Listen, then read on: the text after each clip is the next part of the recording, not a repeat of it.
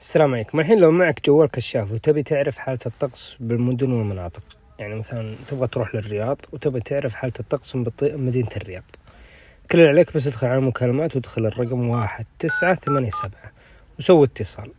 الحين شوفوا كيف الخطوات معاي. المركز الوطني للأرصاد ترحب بكم. للأحوال الجوية والتوقعات اضغط الرقم 1. نضغط 1. الحين يقول لك المنطقة. أدخل رمز المنطقة. 1 المنطقة الوسطى. 2 1. المنطقة.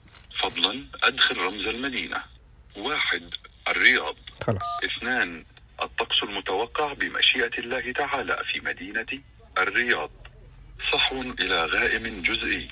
درجة الحرارة العظمى 30 درجة مئوية. درجة الحرارة الصغرى 20 درجة مئوية. سرعة.